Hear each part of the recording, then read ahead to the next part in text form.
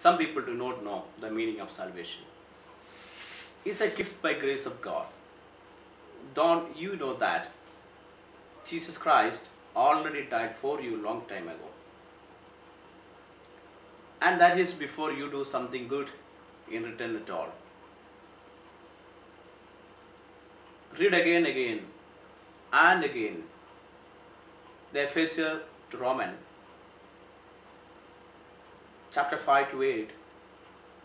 But God's command is love toward us, in that while we were yet sinners, Jesus Christ died for us, and that is why you are a sinner who receive your salvation through Jesus Christ. Read again Gospel of Luke 18 verses 30. That is the meaning. The meaning is that your salvation is really a gift by grace of God. Because there is no greater love than a man who gave his life for his brother and sister.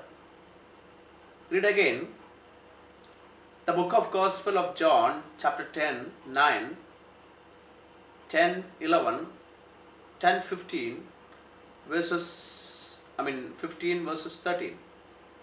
And that is the message of the good news.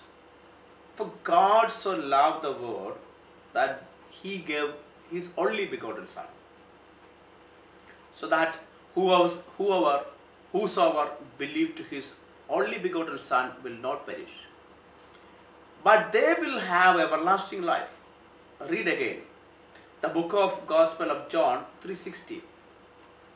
And that is why you should know that Jesus Christ, more than numerous teachers in the world, who offer the teaching in order you follow them, and then perhaps if you follow the teaching, including essence teaching, then you will know the way to salvation.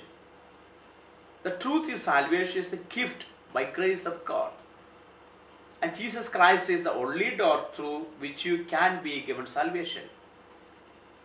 Jesus said, I am the door, by me if any man enter in, he shall be saved, and shall go in and out and find pasture.